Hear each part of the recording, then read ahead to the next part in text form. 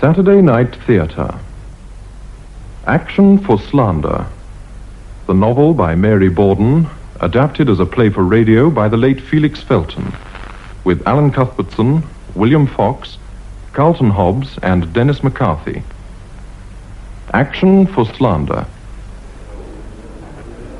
The action of Daviot versus Grant and Daviot versus Bradford is being heard by Mr. Justice Trotter.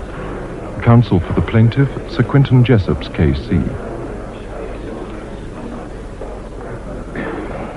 Members of the jury. A weekend party in a country house.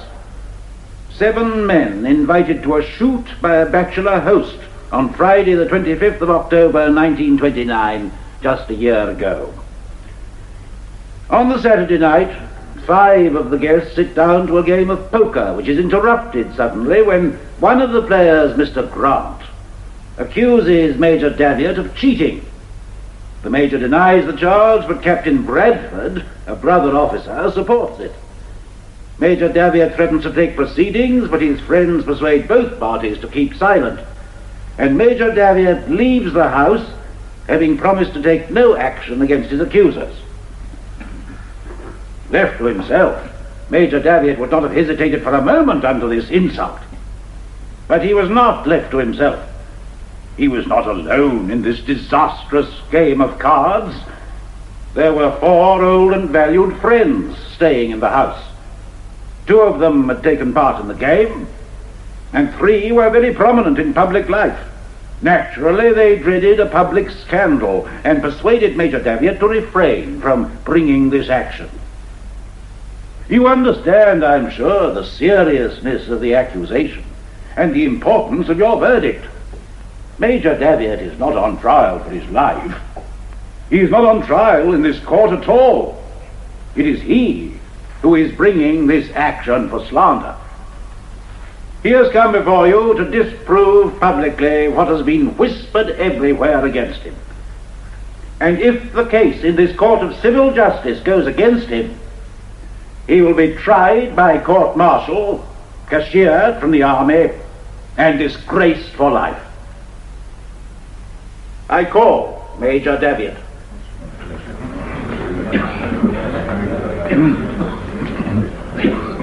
I swear by Almighty God that the evidence I shall give shall be the truth, the whole truth, and nothing but the truth.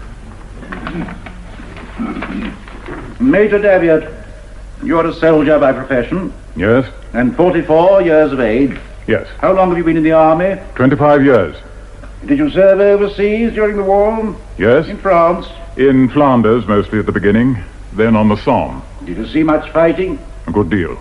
Were you wounded? 3 times, seriously. What sort of wounds were they? A bullet through the liver, shrapnel in the stomach, elbow fractured. How many times were you mentioned in dispatches? 5. Were you given the DSO and the MC? Yes? Thank you.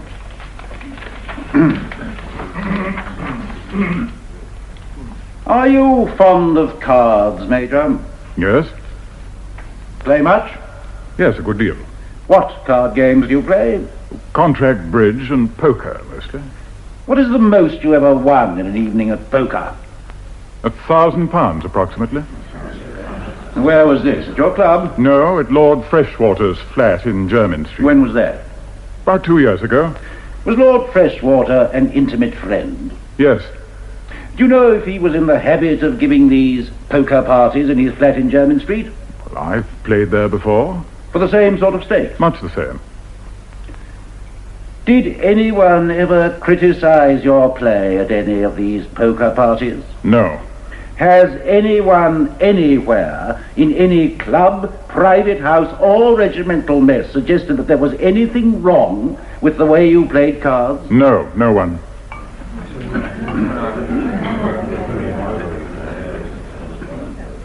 Now, Major Daviot, about this weekend party.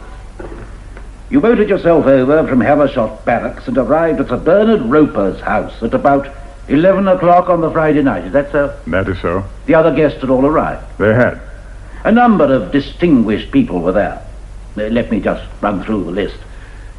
Apart from your host, Sir Bernard, there was Lord Pontefract, the noted figure of the turf, 2 ex-cabinet ministers, Mr. Wllliam Cowbit and Mr. Charles Cindertord, both now prominent members of His Majesty's opposition. There was your friend, Lord Freshwater, and your brother officer, Captain Bradford, with his wife, Mrs. Josephine Bradford, and Mr. Grant. And does that make up the party you found at Plumpton Mead? It does. Did you know everyone when you arrived? I'd never met Mr. Grant before. Had you heard of him, or had any dealings with him, in the city, for instance? None. But all the other guests were well known to you. Oh, yes. Was Mr. Cowbit an old friend? Yes. Were you at Eton together? Yes. You kept in touch with each other since your school days? Yes. Mr. Cindertord is also a personal friend. Yes. If you had felt that either of these gentlemen would suffer in any way through any action of yours, would you have thought twice before taking that action? I wouldn't have taken it. How long have you known Lord Pontefract? I suppose you could say I've known him all my life. Is it true that you first met your wife at Pontefract Castle? It is. And were you married from Lord Pontefract's house in London? I was.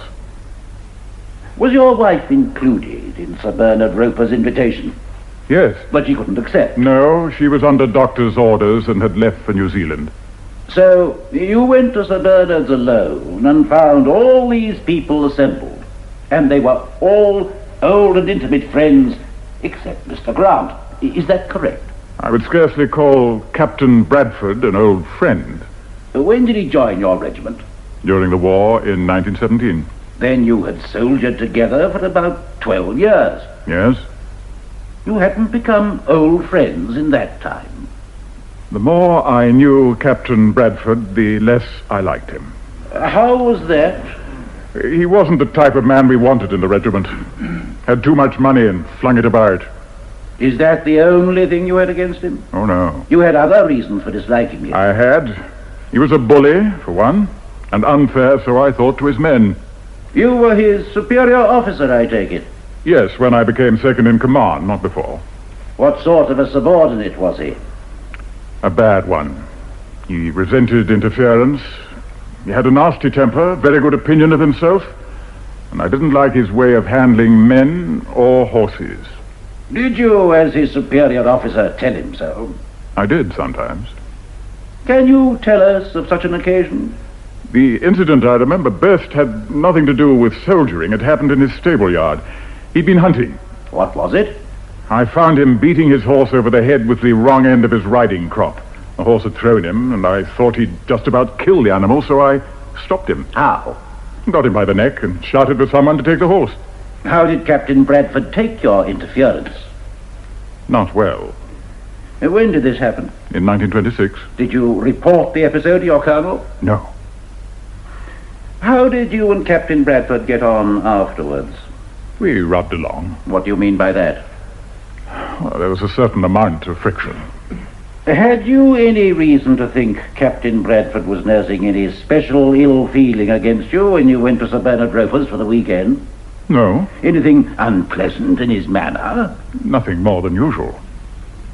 You didn't play cards on the night of your arrival, did you? No, we went to bed early. There was a shoot the next day. Everything pleasant on Saturday? Apparently. Would you call it, on the whole, a pleasant, friendly party that sat down to dinner on that Saturday night? It seems so. You dined well. Sir Bernard sets a good table. Excellent. And has a good cellar. I judge so. Plenty of champagne, port, and brandy at dinner. Plenty. It is a habit, I understand, in some houses where hospitality is liberal, to go on serving champagne throughout the evening. Was this the custom at Sir Bernard Roper's? Well, there was champagne going. I don't know if it was customary. Some preferred other drinks. Yes. Captain Bradford seemed to prefer beer. Mr. Grant drank whiskey. Whiskey mixed with soda? Yes. A good deal of whiskey, not much soda. What made you notice this? He twice told the footman not to put so much soda in his glass, and then told him to leave the whiskey bottle and siphon near him. He drank whiskey pretty continuously during this game of poker. He did. How long did the game go on? For about an hour. We began at about 10:30 and stopped, I think, about 11:30. What stopped the game?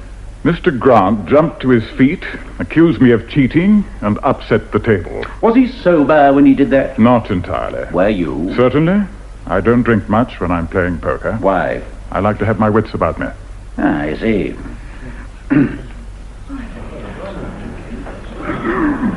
Now, let us go back a moment. When you sat down to this game of poker after dinner, was there any discussion as to who should play? Yes, there were 6 of us with Mr. Grant. Why didn't all 6 of you play?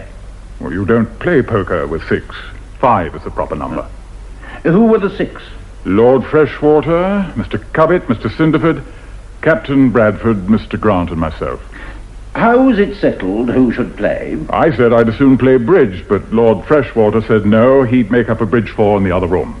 What about Mrs. Bradford? What was she going to do? Mrs. Bradford said she'd watch the poker. Did she? Yes. Where did she sit? Back from the table on my left, between Captain Bradford and myself. Could she see your cards and her husband's when you held them? Well, she could if she leant forward to my side, or his, to look. Did you object to her seeing your hand? Not in the least. Did she interfere with the game at any time? No, she was knitting. I see no cause whatever for levity in the plaintiff's reply. If members of the public have come here in the hopes of a humorous exhibition, they will be asked to leave my court. Pray continue, Sir Quintin. Certainly, my lord. You used counters for money in this game, I suppose, Major Daviot? Yes. Who settled the stakes? We agreed between us on a £10 rise. What does that mean? You can raise any bet by £10, not more. And you were given each a certain amount in counters before you began to play? Yes. How much? £100 worth. This £10 rise made the game pretty high, didn't it? Yes. Cowbit had suggested 5. It was Grant who persuaded us to push it up to 10. Each man's possible loss was limited to £100? Oh, no. You can always ask for more counters. Did anyone do that? Yes. Mr. Cowbit had an extra 50 twice, and Mr. Grant must have been about 400 down when we stopped playing.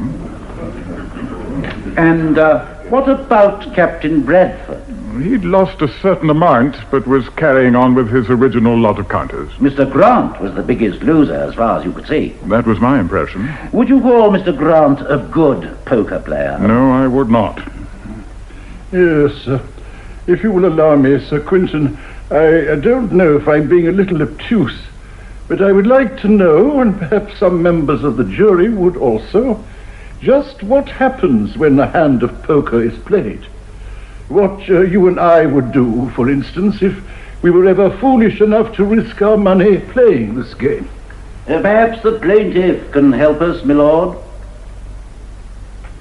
Imagine yourself at a card table, Major Daviot, about to begin a game of poker. What do you do? Well, you cut the deal. And then? The man to the left of the dealer antes. I wonder, Major Daviot, if you would use plain English instead of such strange words as ante. The man to the left antes, but what ante means, I can only guess. He puts a counter on the table. Before he's seen his hand? Yes. He is required to do this by the rules of the game? Yes, my lord. And all the other players do the same? No. They wait till they've looked at their cards. They needn't play if they don't want to. I see. Go on, please. The dealer deals 5 cards to each player, and having seen their cards, the players decide whether they'll come in on the hand and whether they want more cards. But you're only allowed 5 cards, aren't you? Yes, but you can discard any or all of your original 5 and ask for an equivalent number of new cards. What did you do with the cards you discard? You put them face down on the table beside you. Can you pick them up again and look at them? Certainly. But you can't take them back into your hand once you've discarded them. Certainly not. That would be cheating. Obviously. Now, before Mr. Grant came out with this accusation, had anyone said anything about your play?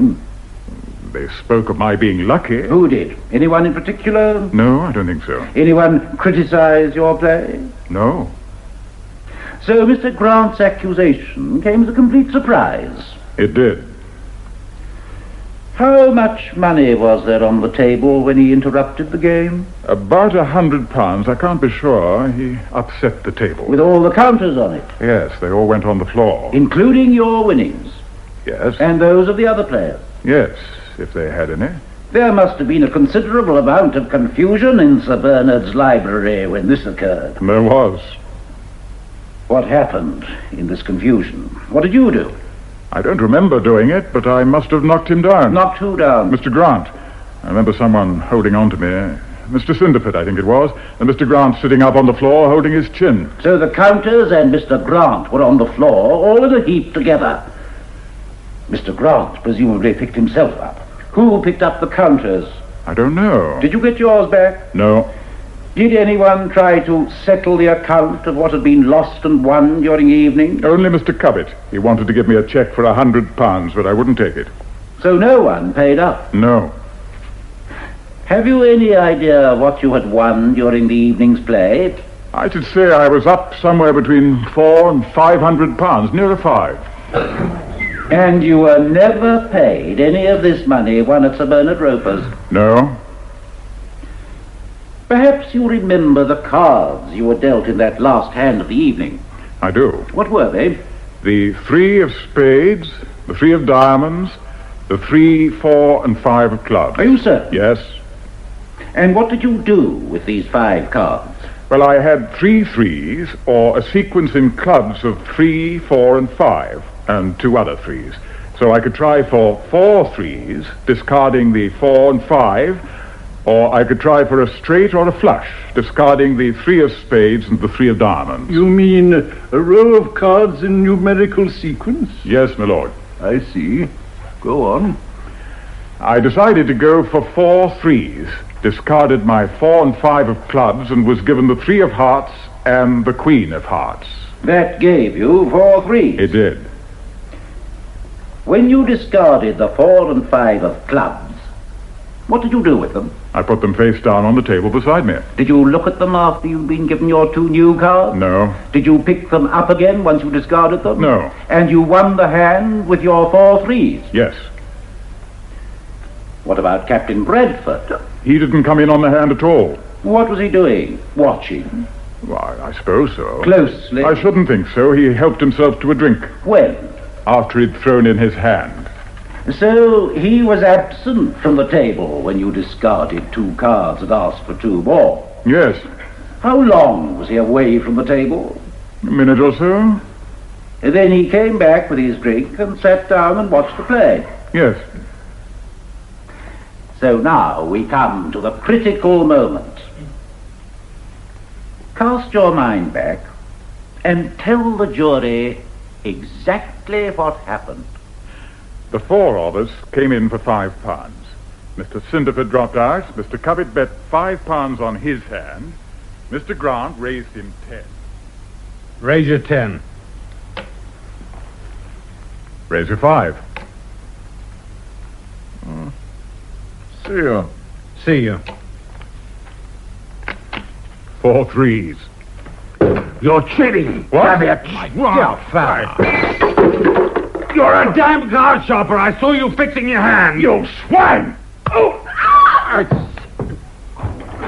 What the devil's going on in here? Charles, let me go, damn you! Will someone kindly tell me what is happening in my house? He's a card shopper, a cheat. I saw him. Grant, come outside. That's please. no good, George. You'll only have to answer a charge of manslaughter. Charles, if you don't mind your own business. That's what I am doing. Now keep quiet a minute and leave this to Jim and me. Yes, that's it, George. Now be sensible. Charles is right, you know.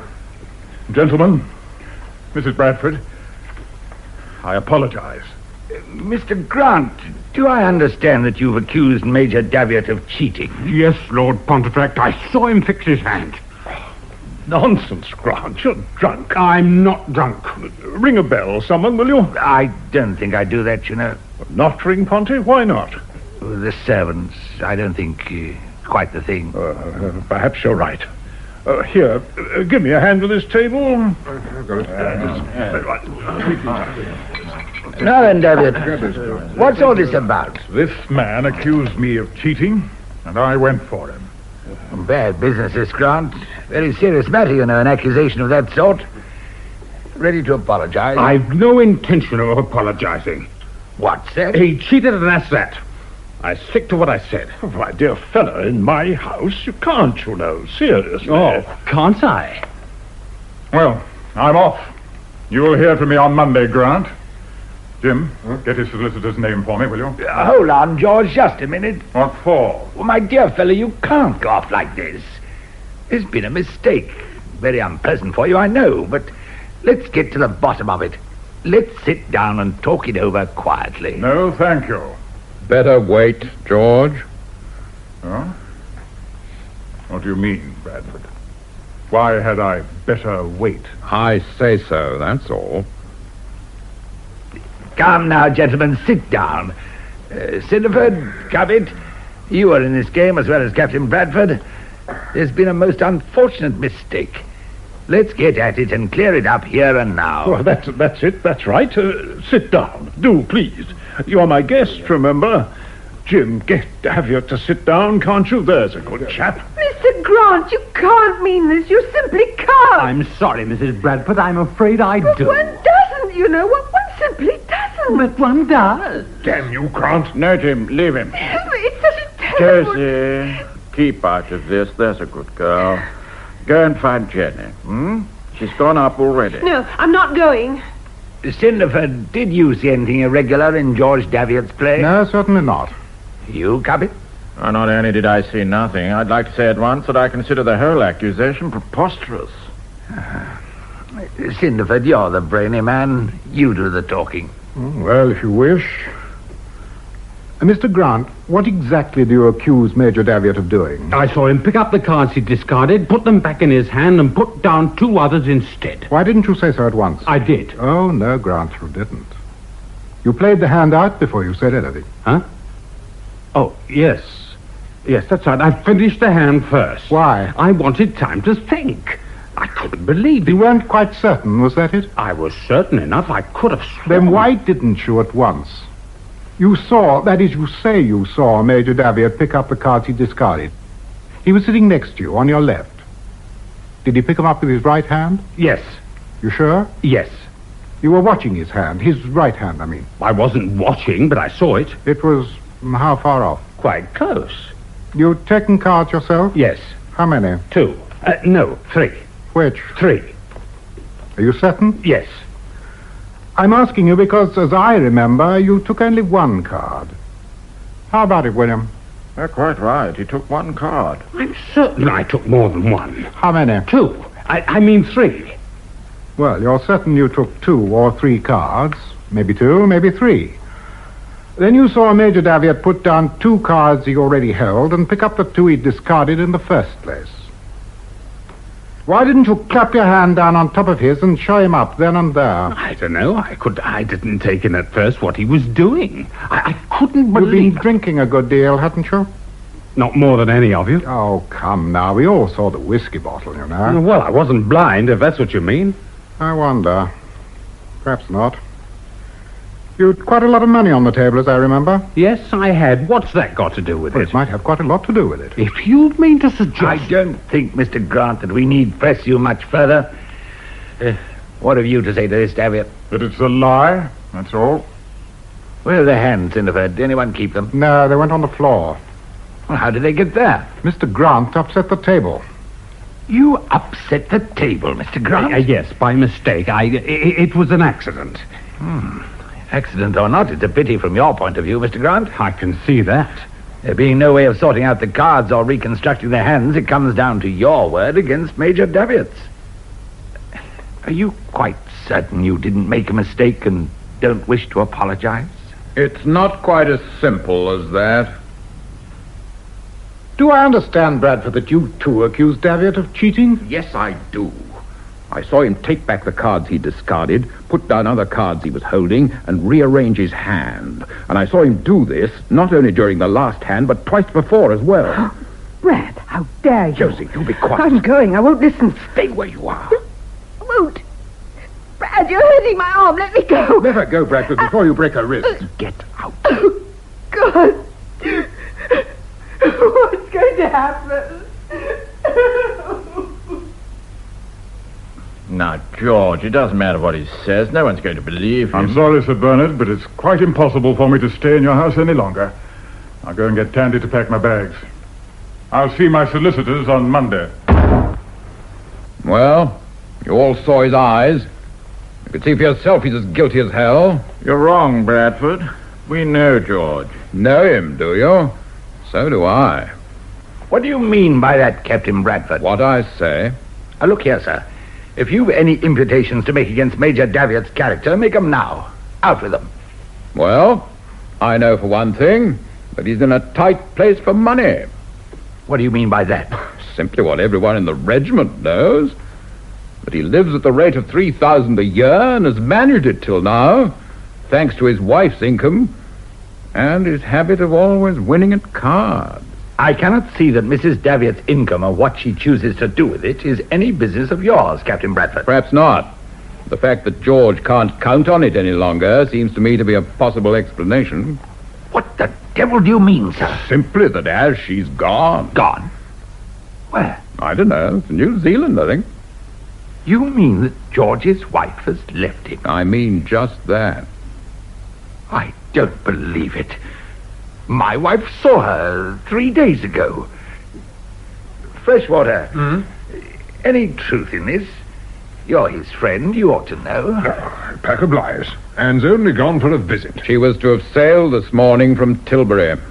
Good God. And George has a great many accounts overdue at Havershot. It's a pack of lies, I tell you, a pack of lies. Now, look here, Jim. Just leave this to me, do you mind? I don't think these two gentlemen quite understand what they're letting themselves in for. And I don't want George to leave until I've seen him. I think Mr. Grant and Captain Bradford may have cause to regret it if he does. Don't you agree, Pontefract? Most certainly I do. Rapon? Cindertord's right. This affair must go no further, Grant. Do you hear? You must drop it, you understand? That's all very well, but what about Daviot? And even if I were ready to take back what I said, I don't suppose Bradford will. Captain Bradford must be reasonable, too. You must see, Bradford, this whole business is impossible, quite impossible. For two brother officers in the same regiment? Why, think, No, just a minute, Ponte. Be a good chap, Freshwater, and try and stop George going. All right. Now, Captain Bradford, I'd like to say that if Major Daviot feels obliged to bring this to court, I shall advise him to be perfectly honest about his financial position and to state frankly what I know to be the truth. Which is? That he's played cards for money all his life, is a born gambler, and has been in some pretty tight places more than once. You'd advise him to tell that to a jury? I would. Sound well, do you think? It would sound exactly as it should sound, like a statement of fact. Now, you say you saw him cheat on 3 separate occasions. Would you care to tell us more specifically when they were? Don't think I would. Perhaps you're wise. But you'll have to give all the details in court. How will you prove it, Captain Bradford? That's what interests me. And why didn't you interrupt the game before? Care to give us your reasons for that? No, I wouldn't. And you're going to stick to this, even though Cowbit and I are going to swear that you're either mistaken or deliberately lying. Am I right, Wllliam? Quite right. You see my point, Captain Bradford. I'm prepared to believe that you've made a mistake because I can't believe that you bring such a charge deliberately against any man, even if you hated him. You don't hate Daviot, by the way, do you? No. Why should I? Oh, I don't know. I'm sure. I was just wondering. Because, you see, if you did, your position would be even more unpleasant than it is. Very clever, aren't you? Well, it's no use. I've no reason to want to injure Daviot. Known him for years. Besides, he's my superior officer. Nasty business, accusing a man in your own regiment of cheating at cards. You think I don't see that? Just as well as he does? What makes you so certain he'll ask me to say so in a public court? Because I agree with him that he's got to. You'll advise him to sue us? I shall. You want this business to be aired in public? Certainly not. But it'll have to be all the same. All right. You win. I'll keep quiet if he does.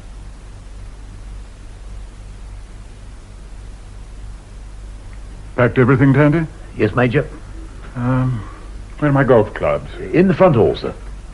Guns? I've got them in my room, sir. Right. Well, collect everything and then wait for me outside in the car. Yes, sir. Oh, good evening, my lord. Here's Lord Freshwater, sir. Oh, come in, Jim. All right, Tandy. Thank you, sir. George, Charles wants to have a word with you before you go. You won't consider staying on, I suppose, until morning? No, Jim. Charles can see me any time. I'll be in London on Monday. What does he want? Well, I don't quite know, but he's very insistent. Old Barney's in the most awful fuss, and so's Ponty. What about? What about you, old chap? And this mess? Can't you get it into your head that we're all with you in this thing? Now, come on down. What's it got to do with Barney and Ponty? Well, it's Barney's house, and old Ponty does know a thing or two about the world. Oh, the world's in it now. Oh, now, is it? look, George. All right. Charles wants to see me. He can come up. I don't want to run into Bradford and Grant. Well, I'll tell him. Now, don't forget, George, we are your friends.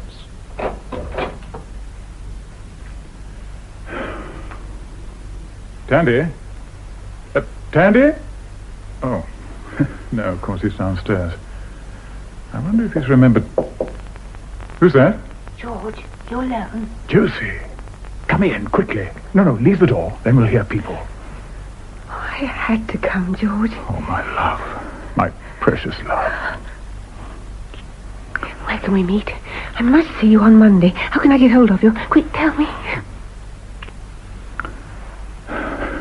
Get your things together. We haven't much time. What?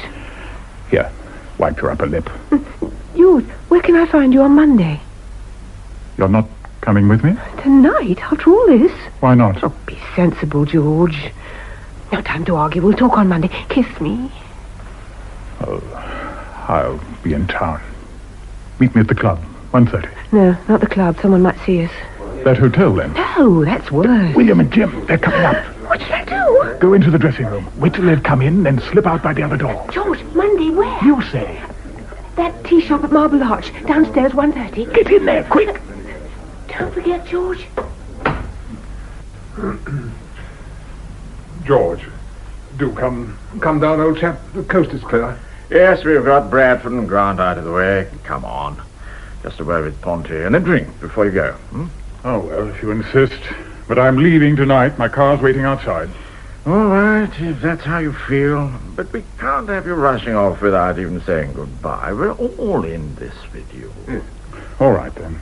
Let's go down and get it over.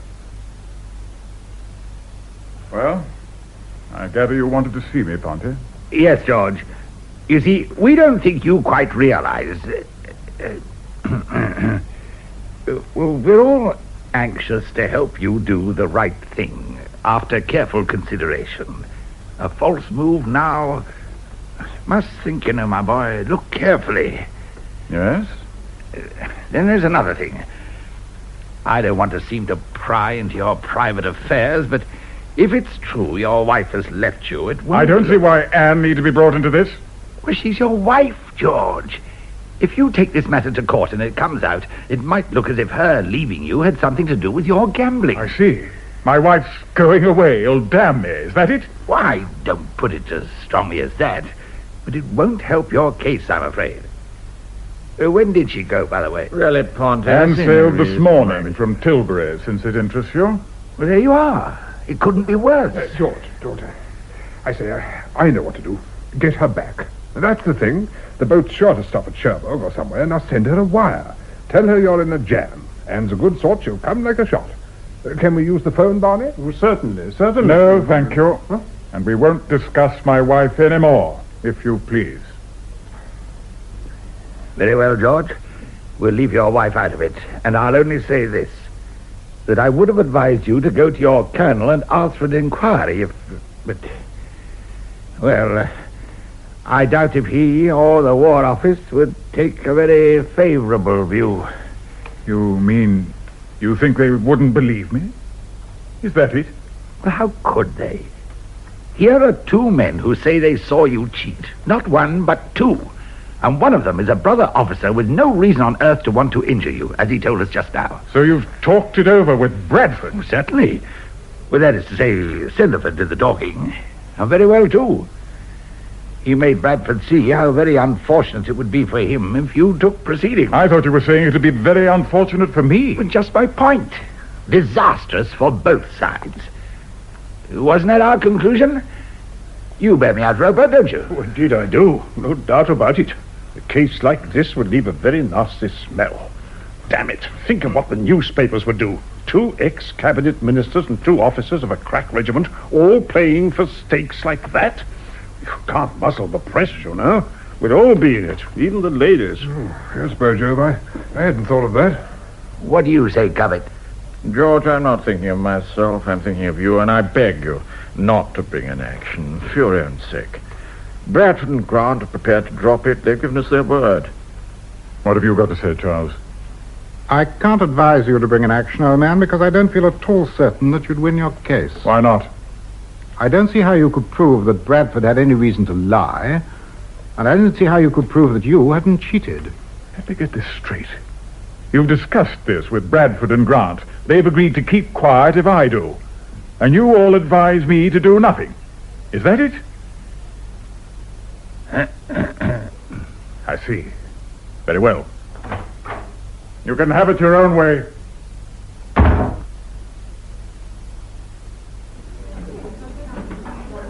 George, I've been waiting over an hour for you. I even had to ring your club. What happened? Nothing. I thought it was all. What do you mean? It's the last thing we arranged, 1:30 here. I know, but everything changed after that. They persuaded me to let Bradford off. What difference does that make to you and me? Don't you see, Mother? I do not.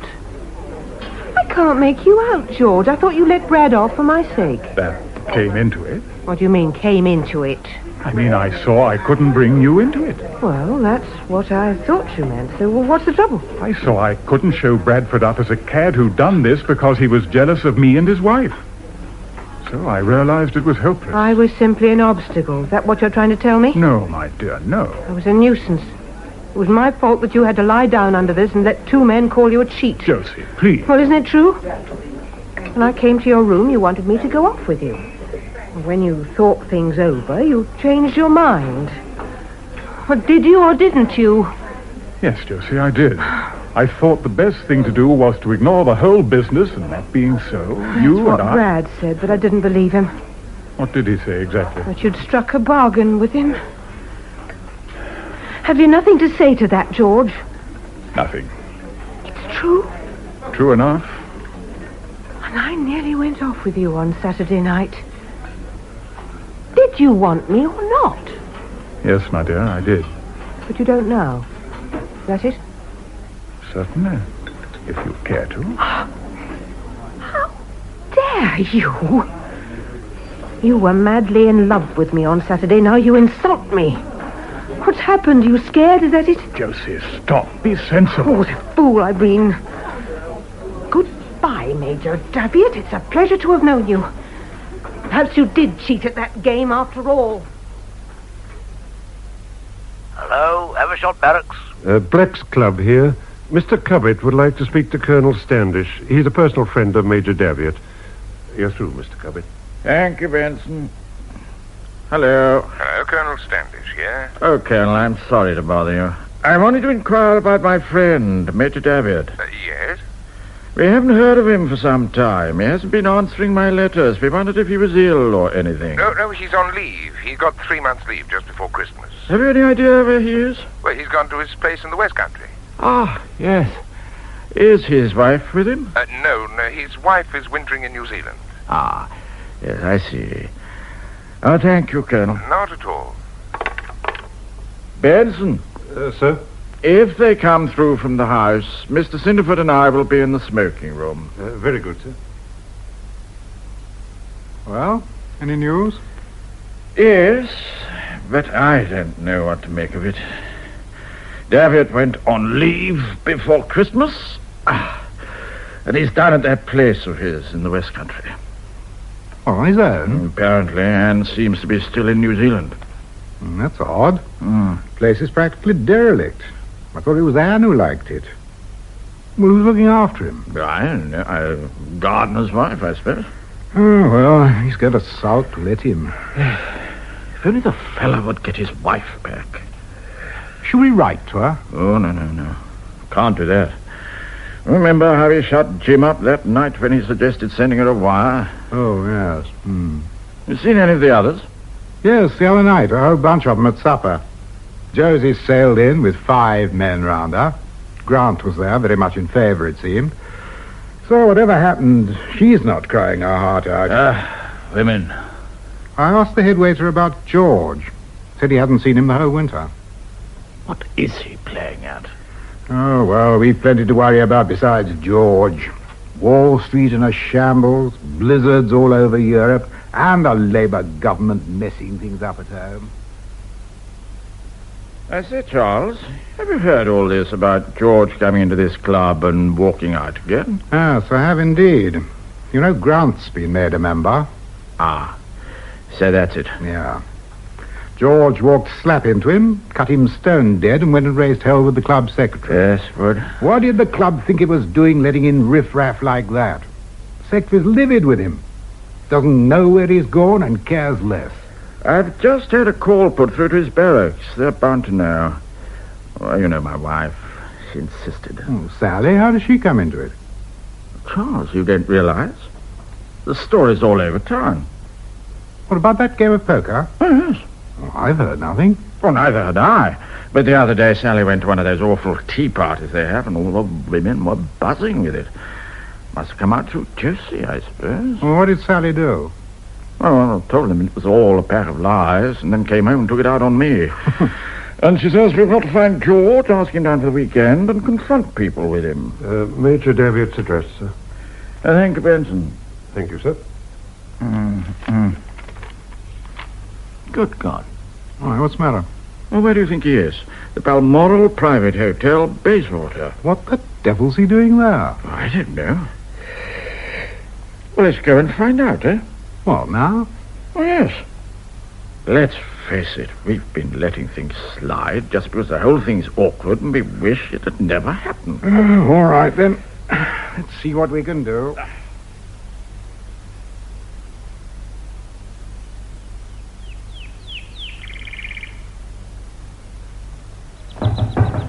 Who's there?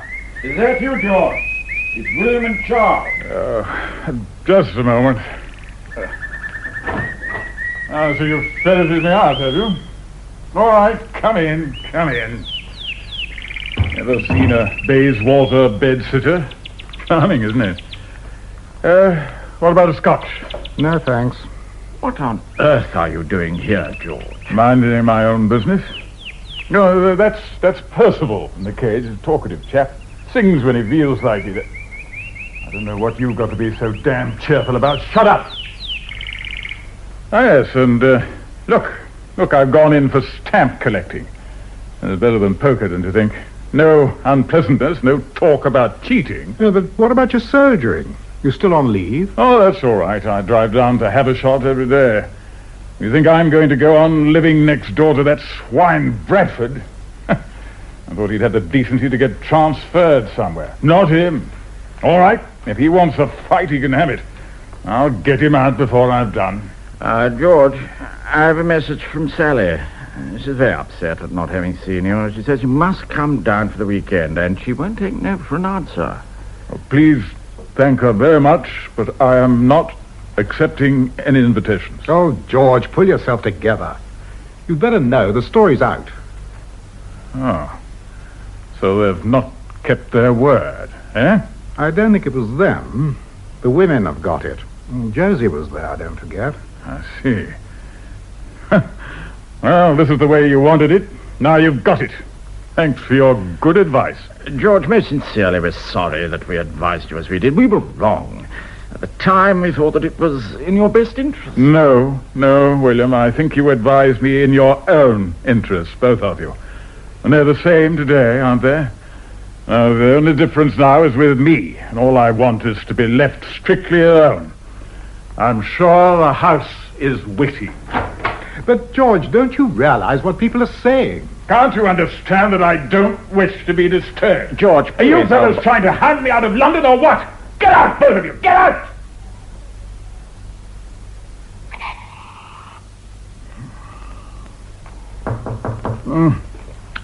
Who's that? Well, who the hell is it? Wllliam? Wllliam, if it's you and Charles again, I told you last time and the time before, I don't want to see you. Oh, for heaven's sake. Now look here. Anne. Anne. May I come in? What are you doing here? How did you find me? What made you? I am your wife, George. But you'd gone. Well, I've come back. Sally Cowbit sent me a cable. Why? It said you were in trouble and needed me. And so I came straight back. That's no good, Anne. It's too late. You don't understand. I understand perfectly. Sally met me and told me the whole story. It seems that not only your friends, but I too have let you down. You? Well, my leaving you looked pretty bad, George. So you've come back to stand by me. And afterwards? Let's leave the future until we've won, George. Won what? An action for slander against Bradford. I couldn't win without bringing his wife into it. You still care for her enough to want to spare her? Oh, no. But I care for the regiment. Have I explained why Bradford hated me enough to want to ruin me? Very well. We'll forget Josie and win the case without her. I promised Jim, Charles, and Wllliam I would do nothing. Have they kept their promise? No. Then you owe them nothing. What's this letter? You haven't opened it. Oh, I don't know. I prefer not to open the sort of letter I get these days. May I? Certainly. It's from Black's Club. It's... George, listen. It's from Bill Cowbit. What does he want this time? Well, listen.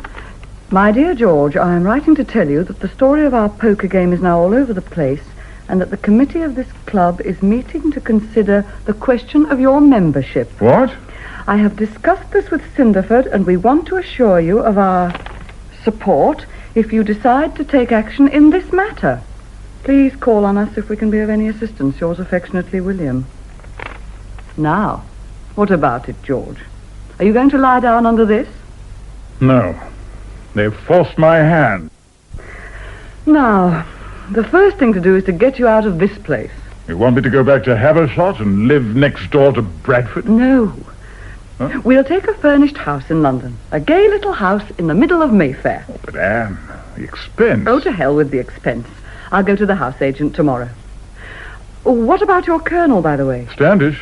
Oh, he hates the whole thing. And whose side is he on? I think mine. Oh, then he'll give evidence for you. I'd rather leave him out of it. No, George. No one but Josie is going to be left out of it.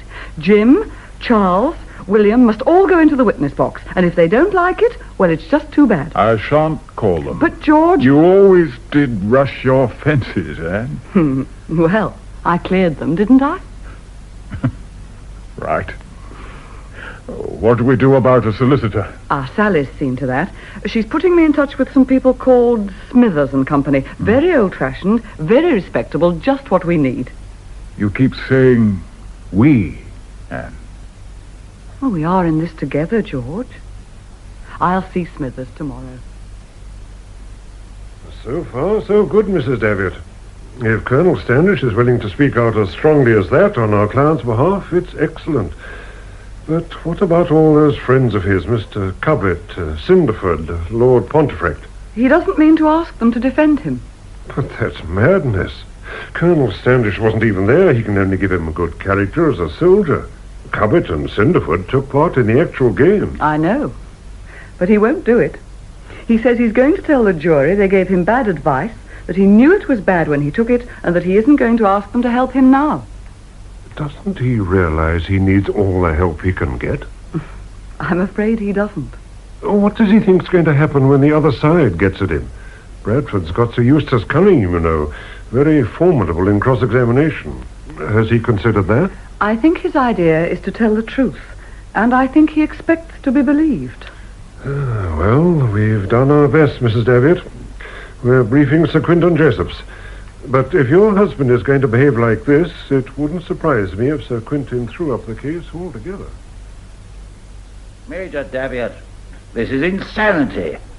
What do you think the court is? What do you think a judge is? A fool? A child? These men were present at the time and parties to the quarrel. If you don't call them, we might as well make a public confession of guilt and abandon the action. Why should I ask my friends to help me win my case? That's your job, Sir Quintin. I see.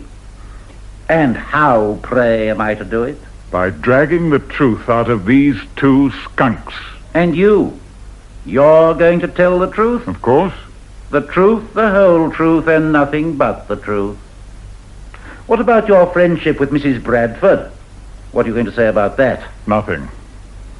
And what about Captain Bradford? Oh, I've plenty to say about him. You want me to go into court and rake up this story about his beating a horse? I want you to go into court, Sir Quintin, and show Bradford up for what he is. But that's not the point. Oh, what is the point? The point is that I did not cheat. And how do we prove it? By the cards. What cards? They all went on the floor. They can't be picked up now. Can't they? What do you mean by that? Sir Quintin, I have card sense. A particular kind of memory. I could pick up those cards and sort them out now. From a year ago? Certainly. Hasn't Bradford card sense, too? Not in this case. Why? Because he's lying, inventing things that never happened. If you keep at him over that hand, he's bound to get muddled sooner or later. Don't you see? You may have a point there. Very well, it might just come off. But if I do that, you must let me have these witnesses. I'm not going in there to make a fool of myself. I want Cindertord, Cowbit, Lord Freshwater. Not Freshwater. You can have anyone else. What about Mrs. Bradford? No. The other side may call her. Let them. Oh, well. Now, be very careful when I'm examining you in court.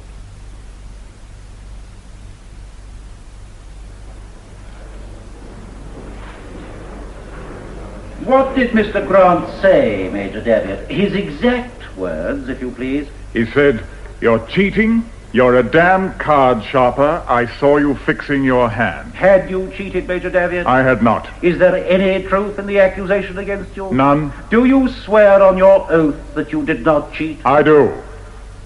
Thank you, Major Daviot. Yes, Sir Eustace? Lord. Major Daviot, we have been told that you decided to ignore this charge of cheating for the sake of your friends who advised you to take no action. Is that right? It is.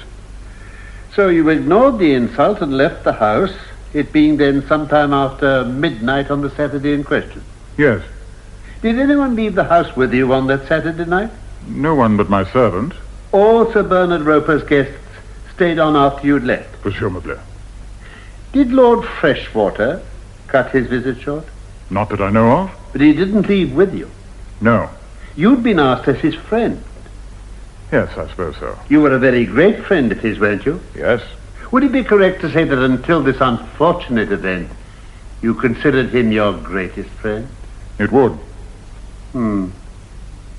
How was it then, Major Daviot, that your greatest friend didn't leave the house with you when two guests staying under the same roof accused you of the crime of stealing their money under cover of a friendly game of cards? It might be as well to ask him. Thank you. I intend to do so. Just now I'm asking you, and I think you know the answer quite well. I suggest to you that Lord Freshwater didn't go with you because his affection and respect for you had received a shock. Because, to put it bluntly, he believed you guilty. I suggest further that not one person in all that distinguished and pleasant gathering believed in your innocence.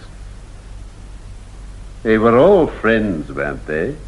With the exception of Mr. Grant. I didn't consider Captain Bradford a friend. Oh, yes. You told us just now about a supposed grudge Captain Bradford has against you. I shall come back to that in a moment. But you didn't object to playing poker with him for pretty high stakes, did you? No, I couldn't very well. Oh, please confine yourself to answering my questions, Major Daviot. You counted him friend enough for that, didn't you? Otherwise one imagines you wouldn't have joined the game. It was a friendly game, wasn't it? Certainly. You'd call it a very innocent game, wouldn't you? Yes. No harm in it? None. Nothing disgraceful in 5 men of the world playing such a game? No, certainly not. Even if 2 of them were officers in the army? No. Or ex-cabinet ministers? No great harm in a member of Parliament playing this sort of poker, was there? I didn't think so at the time. You didn't think so at the time. Now, Major Daviot, I think you told us that you'd known Lord Pontefract all your life. That is so. And that you used to stay at Pontefract Castle in the old days. I did. How long is it now since you've stayed at Pontefract Castle? Something over a year. Didn't you and your wife expect to spend last Christmas there? No, my wife was wintering in New Zealand. But you didn't winter in New Zealand, Major Daviot, did you? No. Isn't it a fact that you'd been in the habit of attending a Christmas shoot at Pontefract each year? I've been there for Christmas several years running. You didn't go there last Christmas, did you? No. Why not? I went somewhere else. I suggest to you that Lord Pontefract put you off, that you alone were put off, and that you were put off because Lord Pontefract didn't wish to continue this old friendship. Am I right in thinking that you've always counted on Mr. Cowbit, too, as a lifelong friend? I have. Seen much of him lately? I haven't kept up with him, if that's what you mean. That, Major Daviot, is just what I mean.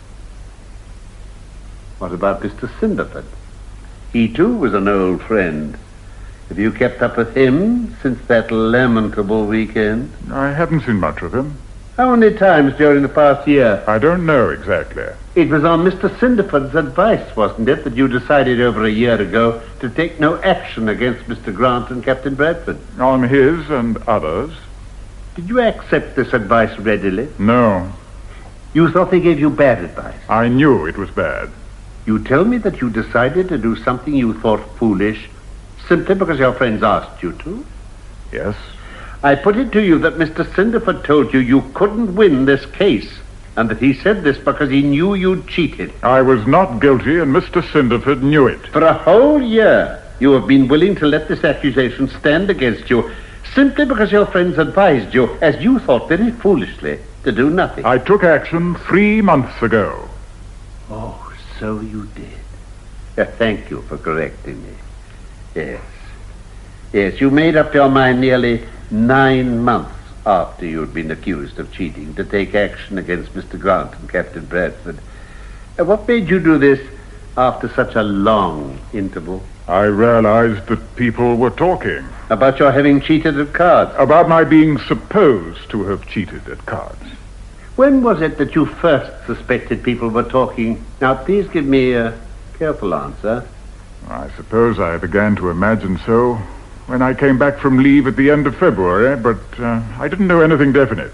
Are you sure you didn't suspect something before that? Why, I may have imagined something. Didn't you begin to avoid people you were in the habit of seeing, as well as your old friends, even before you went on leave? No. Didn't you keep to yourself because you were afraid people who'd heard how you'd cheated at cards wouldn't want to see you? No.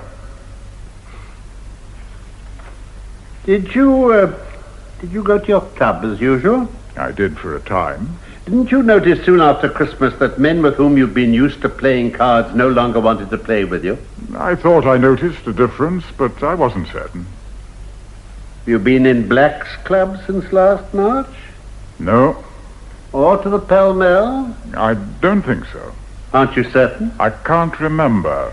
I put it to you that you hadn't set foot in either of these clubs since last March because you were afraid if you went there, you'd be cut by your old friends. That is not so. I put it to you that your friends advised you to take no action in your best interests as a man who was guilty, and that you accepted this advice and were willing to live on all these months, knowing that you were dishonored, knowing that you were avoided by decent men who had once respected you because you had cheated that night and were afraid to take any action against your accusers. I did not cheat. I am innocent. Now, about this poker game, Major Daviot. The stakes were pretty high. I've no doubt the jury will think them very high indeed. But as far as you knew, the 4 gentlemen you played with could afford to lose several £100 in an evening just as well as you could. Is that so? As far as I know, yes. Could you afford it, Major Daviot? I didn't lose. I won. I'm aware of that. But suppose you'd been £500 or whatever it was down instead of up. Would you have been able to draw a cheque on your bank for that amount? I wouldn't have lost so much in any circumstances. It's a question of luck, isn't it, in a fair game? I'm talking, remember, of fair play. If you play fairly and the luck is against you, how can you avoid losing? You can't, but you can limit your losses. I see. So when you sat down to a game of poker, you were prepared, even in a fair and friendly game, to lose only a certain minimum sum, but ready to win any amount. You can put it that way. I didn't tell the other man when to stop, if that's what you mean. You suggest that I'm putting it unfairly? No, only unpleasantly. Gambling and cheating at cards are not pleasant subjects, Major Daviot. Allow me, nevertheless, to keep you to the point. To what lengths would you have gone to avoid losing £500 on that Saturday night? I don't understand the question. I will be more explicit. Suppose your luck had been out in this game, and you'd been £500 down at 11:30. Would you have cheated in order to recoup yourself? Certainly not. 1929 was a bad year for you, wasn't it, as far as gambling went? Not as I remember. You don't recall noticing any difference in your income from cards? I had no income from cards. Please don't beat about the bush, Major Daviot. Weren't you hard-pressed for money when you left your house at Havershot and moved into those lodgings in Bayswater? No. Why did you take these very modest apartments? I was alone. My wife was away. You didn't live in these lodgings in order to economize? Yes, that was one of my reasons. And the other reason was fear of taking up life again at Havershot? No. Then what other reason had you, beyond the urgent need to economize, for choosing to live during the spring and early summer in a street in Bayswater, 60-odd miles away from your regiment, and a long way as London goes from your clubs? I'm afraid I don't understand. You were not, you say, in serious financial difficulties at the time? No. Think carefully, Major Daviot. Cast your mind back and try to remember. You had no debts outstanding at that time? Not more than usual. Ah, you were usually in debt. Yes, to a certain extent. You were usually in debt and were in the habit of making money out of cards to pay your debts. Is that a fair way of putting it? I was not in the habit of making money out of cards. Didn't you owe a great deal of money to tradesmen, tailors, and so on? I hadn't paid my tailor for some time. Your tailor is like most tailors, I suppose, who serve the officers of crack regiments. A patient man. But what about the butchers and bakers of Havershot? Didn't you leave your house without paying their accounts? I may have left some accounts outstanding. You consider this sort of thing proper behavior on the part of an officer in the army? They've all been paid now. I think, Sir Eustace, we have got your point. And I think that we might get on to something more definitely connected with the accusation. I was establishing a motive, my lord. I wished to make it clear that Major Daviot badly needed this £500. Quite. I see your point perfectly, and the jury no doubt do the same. The plaintiff was in debt. It took him some months to pay his debts. He says he has paid them. Let's leave it at that for the moment and turn our attention to this game of cards. I'm coming to it, my lord, I'm coming to it. Now, you've told us, Major Daviot, that in the hand in question, you were dealt a sequence in clubs, the 3, 4, and 5, and 2 other 3s. You told us that having decided to try for 4 3s, you discarded the 4 and 5 of clubs, asked for 2 cards, and were given the 3 of hearts and the Queen of hearts. Is that correct, according to your statement? Quite correct. I put it to you that that is not what in fact occurred. I put it to you that you did not try for 4 3s, but for a flush in clubs, that you discarded the 3 of spades and the 3 of diamonds, asked for 2 cards, and were given the 3 of hearts and the Queen of hearts, saw immediately that if you'd kept the 2 3s, you would have had 4 3s, promptly decided to rectify your mistake, picked up the 2 cards you discarded... That is complete and utter nonsense. And put down in their place the 4 and 5 of clubs you decided to keep. That, I put it to you, Major Daviot, is what actually happened. And that is the explanation of what Mr. Grant and Captain Bradford saw you do. I now ask you the question. Do you deny that you cheated in the way I have just described? I did not cheat in that or any other way. You didn't do this in this hand or on 2 other occasions? I have never, on that Saturday night or any other time, done anything of the kind. You deny that you cheated in this way, though 2 men swear that they saw you do it? I deny it absolutely. Oh, so would most men, Major Daviot, in your place. And since you do deny it, I must ask you what explanation you have to offer as to how these 2 gentlemen could think they saw you do this. Mr. Grant was angry and he was drunk. He may have thought he'd seen something. Captain Bradford thought nothing of the kind. He lied. You accuse Captain Bradford of lying deliberately and with malice? I do. You accuse this brother officer of bringing this charge against you deliberately, falsely, and in order to ruin you? Yes. Captain Bradford knew I had not cheated in any way at any time when he accused me. You make a very definite distinction, then, between your counter-charges against the 2 defendants? Oh, yes. What sort of reputation has Captain Bradford in the regiment? Was he generally liked and respected? I suppose some liked him. What was his war record? As good as most. He joined your regiment during the war, didn't he? He did. And received a permanent commission afterwards? Yes. And didn't he, after this, have the honor of the regiment at heart quite as much as you had? I'm afraid not. You say that because he brought this charge against you, his superior officer. Come, Major Daviot, please answer the question. Have you any reason for saying Captain Bradford thought less of the regiment than yourself, other than that he exposed you, a brother officer, as a cheat? He has not exposed me. He's done something quite different. He's attempted to ruin me, though he knows I am innocent, and has sacrificed the good name of the regiment for a private spite.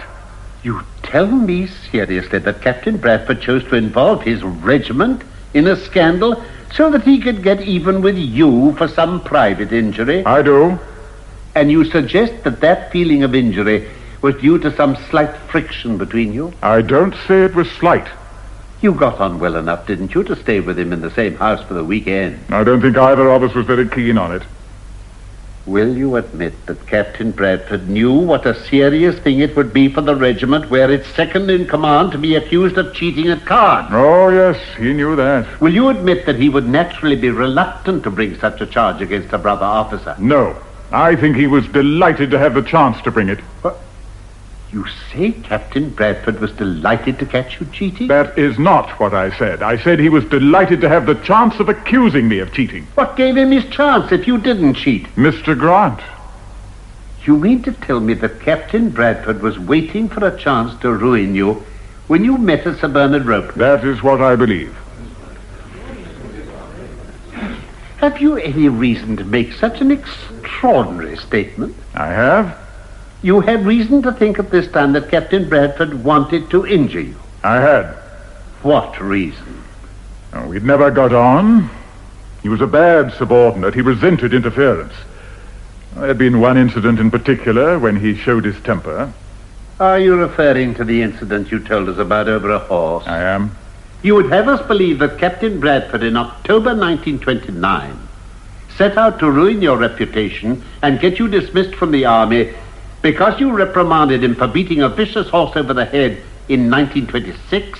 I would have you believe the truth, that he lied deliberately, knowing I had not cheated. Major Daviot, is this all you can offer by way of explanation of your fantastic theory? Come, Major Daviot, answer me, if you please. You have said that Captain Bradford had been nursing a grievance against you over this incident since 1926, and that he'd been awaiting his chance to ruin you. Have you nothing better to offer by way of a theory than this? No. That is my explanation. I have no other.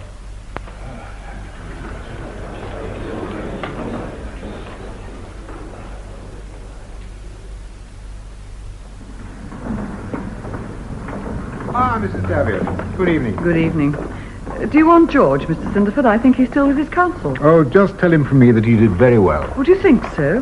Bradford's man gave him a pretty rough time. Yes, but he stood up to it. And the judge came down on his side. That's always a good sign. I wish Cowbit and I had done better in the box. Well, you both stood up for George. Yes, but there's this awkward fact that we've none of us been seeing him. The defense were onto it every time, particularly with Pontefract. He didn't help. But Colonel Standish was a tower of strength. I think he may have sown a doubt in the judge's mind, if not in the jury's. What do you think's going to happen, Mr. Cindertord? Well, it'll all turn on what sort of show Bradford puts up in the box tomorrow. And Grant? Grant too, but he doesn't matter so much. Bradford's the crux. What about Sir Bernard Roper? What will he have to say? Oh, nothing of consequence. He's done his damage behind the scenes. And Mrs. Bradford? Josie? If I were handling the defense, I wouldn't put the fair Josie in the box. You don't think she'll say George cheated? No, I don't think she'll say that. Everything depends on whether Jessops can trip up Bradford. We must all hold our thumbs for tomorrow. Just one other point, Captain Bradford. Colonel Standish stated that you told him you could give chapter and verse for each case of cheating. Did you say that? Yes. And that you could remember the cards put down on the table on each of the 3 occasions when you saw Major Daviot cheat? Yes, I believe I said that. Perhaps you could illustrate that for us. Just tell the court what happened the first time. Certainly. Mr. Cowbit was dealer. He dealt me a pair of knaves. Knaves of hearts and diamonds. 2 small diamonds and an ace of spades. Major Daviot took 1 card and discarded 1. I discarded my 2 small diamonds and was given the knave of spades and the 10 of clubs. That gave me 3 knaves. A goodish hand. Yes. Pray continue. Well, I was going to back it against Daviot when I saw him pick up the card he'd discarded and put down another in its place. What did you do? Nothing. That is, I went on playing and backed my hand against his. I was determined to see him and see what he'd got in his hand. And did you see him? Yes. You put your hand down with its 3 knaves? Yes, when he put his down. And what had he in his hand? 3 kings. Thank you, Captain Bradford.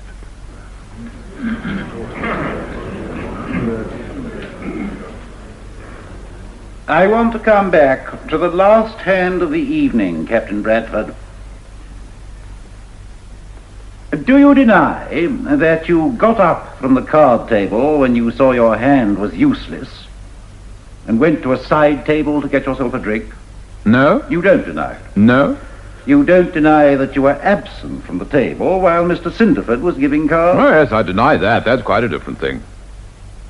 I only got up after the dealer had given cards and after I'd seen Major Daviot cheat. I left the table because I was disgusted by what I'd seen. What had you seen? I'd seen Major Daviot pick up the 2 cards he'd discarded and put them back in his hand. I want you to be a little more explicit, Captain Bradford. This is a very serious matter. It is almost a matter of life and death to the man whose interests I represent. I want you to describe carefully and in detail exactly what you saw him do. Begin with the deal, if you please. Mr. Cindertord was the dealer. Now tell us exactly what happened. Mr. Cindertord dealt. I looked at my hand and saw it was pretty useless, but waited to see what the others were going to do before I threw in my hand. I then saw that Major Daviot had discarded 2 cards. He put them down on the table beside him and asked for 2 new cards. Just a minute. What about the other players? I don't understand. You told us you were waiting to see what the others were going to do. What did they do? They all took cards, so I decided... Too fast, Captain Bradford. You're going too fast. I want to make this absolutely clear. How many cards did Mr. Cowbit take? Don't think he took any. Think he stood. Aren't you certain? I couldn't swear to it. I wasn't watching Mr. Cowbit particularly. I was watching Daviot. I thought you said you were waiting to see what all the other players were going to do. So I did. So I was. You stick to that? Yes. But you are not certain whether Mr. Cowbit took cards or not. I'm almost certain he didn't take cards. What about Mr. Cindertord? How many cards did he take? I'm not certain of that either. I think he took one. What makes you think so? Don't you remember? I remember thinking he's drawn for a flush or a straight and been disappointed. Why did you think that? Because he didn't back his hand afterwards. He threw it in. What would you think, Captain Bradford, if Mr. Cindertord were to swear on oath that he had discarded 3 cards and taken 3 new cards in his hand? I don't know. I suppose I'd have to admit I'd been mistaken. You admit that he may have taken 3 cards? I suppose so. Then how can you remember thinking that he'd drawn 1 card to a flush or a straight? I don't know. Isn't it the truth that you remembered nothing of the kind and thought nothing of the kind, but have invented... Rubbish. But have invented all this to bolster up your story of how you watched the play and remembered every detail? I don't pretend to remember everything. You gave proof, apparently, of a very good memory just now when you were telling the court about another hand in which you say you saw Major Daviot cheat. Doesn't it seem strange that your memory should be so faulty in regard to this one? No. Perhaps you can remember how many cards Mr. Grant took. He took 3. Mr. Grant wasn't certain that night, but you, today, 12 months afterwards, are certain that he took 3 cards. Yes? Have you conferred with him about this since? No. You haven't discussed this hand with Mr. Grant since that Saturday night a year ago? Well, of course we had to discuss it when we were faced with these proceedings. And you very naturally went into the play of this hand very thoroughly, since it was the one hand on which your evidence and his would have to tally. But you didn't go into it quite thoroughly enough, Captain Bradford. You couldn't be quite certain, even when you got together, that you remembered the play correctly. And I put it to you that your inability to remember the details of this vital hand is due to the fact that you had not been watching the hand with any interest whatever, and that it hadn't entered your head to accuse Major Daviot of cheating until Mr. Grant shouted his accusation and spilled the cards on the floor. What do you say, Captain Bradford? Do you deny that? I do. You swear on your oath that you saw Major Daviot cheat during this hand? I do. Very well, then. Since you do swear that you saw Major Daviot cheat, please tell the court exactly what you saw him do. Begin again. I don't apologize for troubling you. This is a desperate matter. Now, what did you see? I saw Major Daviot discard 2 cards and put them down on the table beside him. He then asked for 2 more cards, and when he'd been given them, recognizing that he'd missed a big thing and discarded the wrong cards... Just a minute. You're going too fast again, Captain Bradford. What did Major Daviot do with the 2 new cards the dealer gave him? He put them with the 3 in his hand. How did he hold them? I don't understand the question.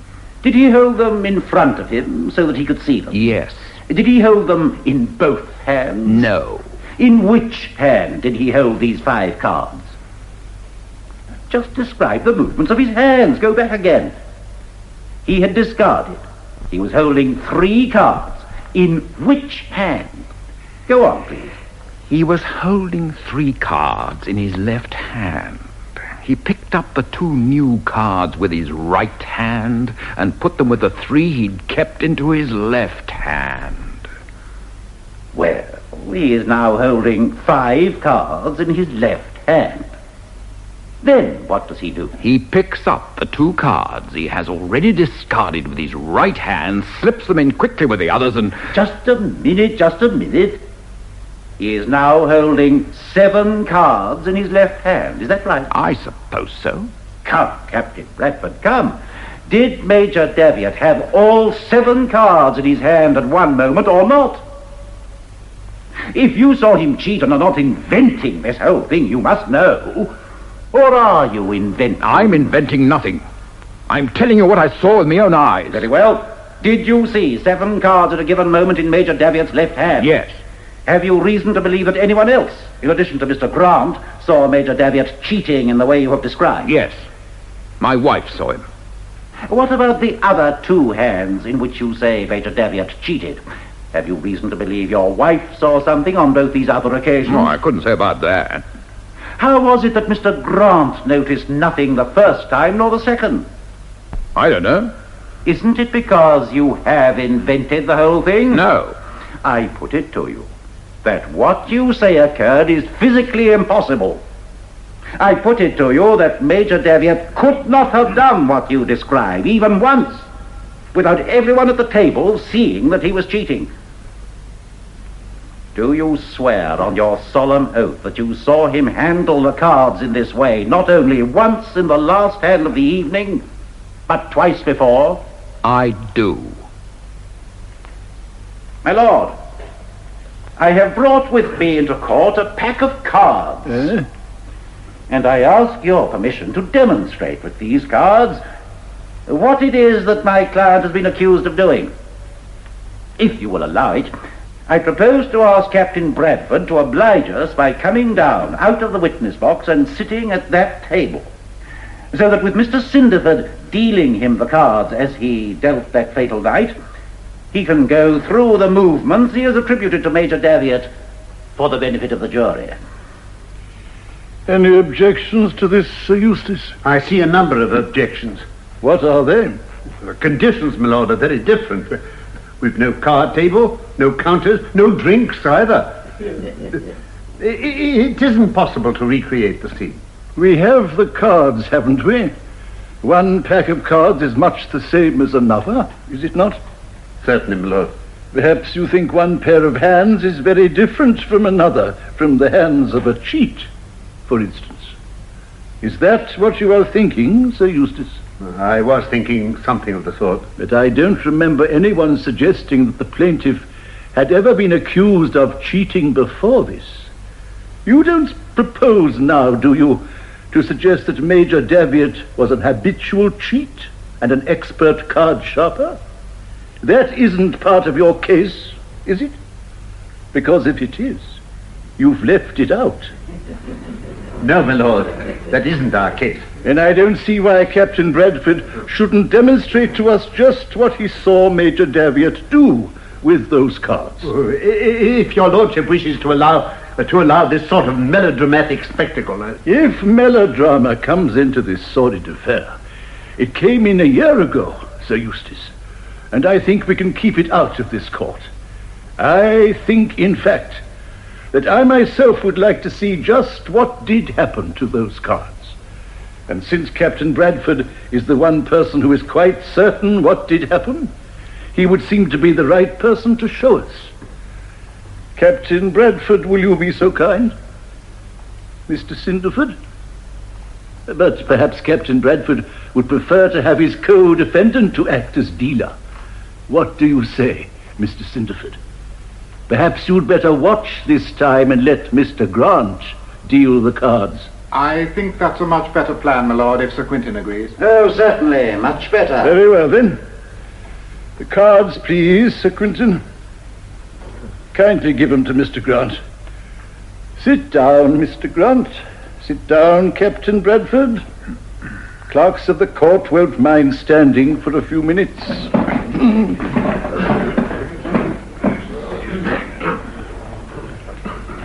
Now, Sir Quintin, this is your experiment. Please tell them what to do. Just deal Captain Bradford 5 cards, if you please, Mr. Grant. Pick them up, please, Captain Bradford. Exactly as Major Daviot did. That's it. Now, discard 2 of them. Thank you. Well, what's the matter? What happens next? Give me 2 cards, will you? And put them in your left hand with the other 3. Good. Now, we come to the moment. Show us how it's done, Captain Bradford. Show us how it's done. I don't. I'm asking you how it's done, Captain Bradford. It means holding 7 cards, doesn't it?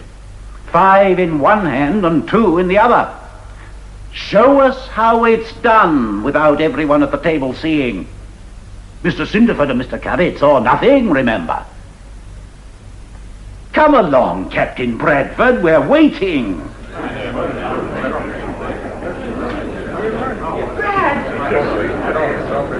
My lord, it's not fair. I tell you it's not fair. Conditions are entirely different.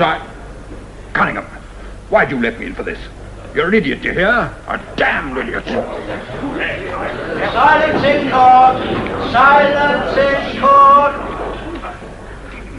My lord. Yes, Sir Eustace. If your lordship will give us a little time to consider. Yes, of course. You let me know when you want me. Or perhaps, since it is now 3:30, we'd better postpone these proceedings till tomorrow morning. I think that would be best, my lord. Very well. Till tomorrow morning, then, and I hope by then you will have arrived at a settlement. I shall insist upon it, my lord.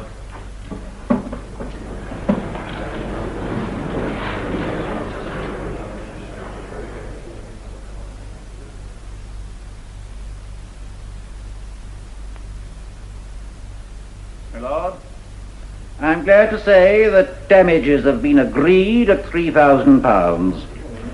1,000 to be paid by Mr. Grant, 2,000 by Captain Bradford. Yes. Anything else, Sir Quintin?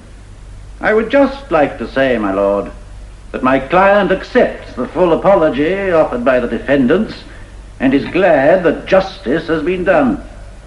He hopes the court now understands the character of his action for slander and the reasons for it. The damages asked are moderate, and he tells me that the entire sum will be donated to charity.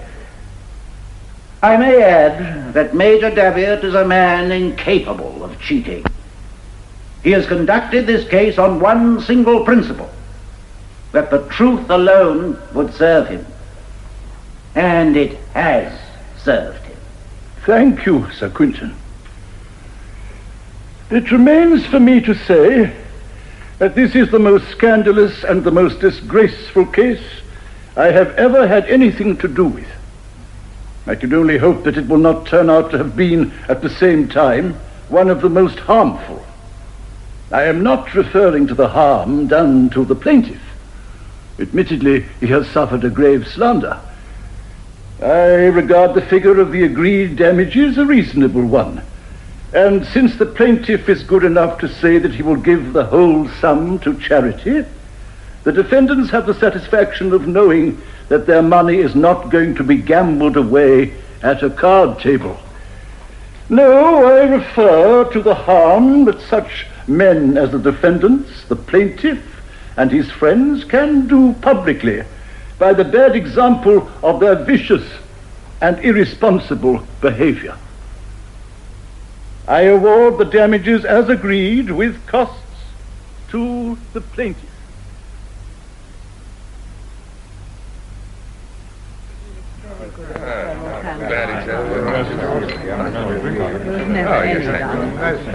That was the Pontefracts on the phone, George. We're dining with them tomorrow, and they're expecting us for Christmas. Ah, that's the way. Another drink, anybody? Oh, no, not for me. I'd better be going. Oughtn't to be here at all, really. What about it, Cowbit? Yes, you're right, Charles. Back to the house. Yes, back to Havershot for me. Thank you for looking in, Colonel. That's right. I know how much George has appreciated it. Now, whereabouts, Colonel? Oh, Tandy's got them somewhere. Tandy, the coats? Yes, Major. Goodbye, then, and thank you again. Goodbye, ma'am. We'll see you very soon. Many thanks. Goodbye. Good night. Goodbye. Goodbye.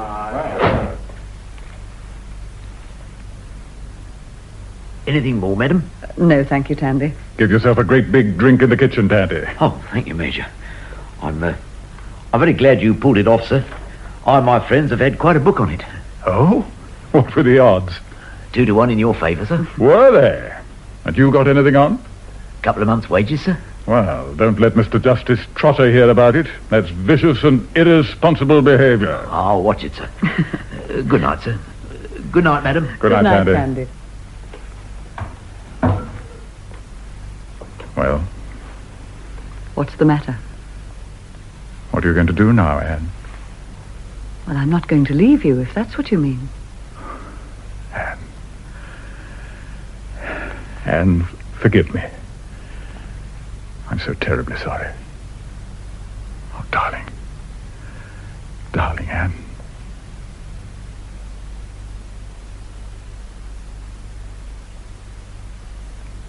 In Action for Slander, the novel by Mary Borden, dramatized for radio by the late Felix Felton, the part of Major Daviot was played by Allan Cuthbertson, that of Sir Eustace Cunningham, K.C., by Carleton Hobbs, Sir Quintin Jessops, K.C., Denis McCarthy, and Captain Bradford by Wllliam Fox.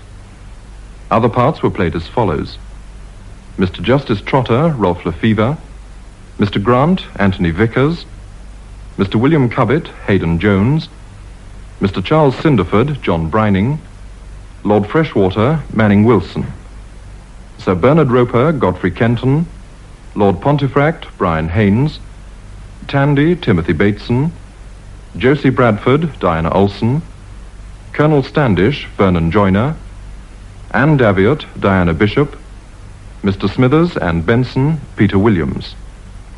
The play was produced by David H. Godfrey.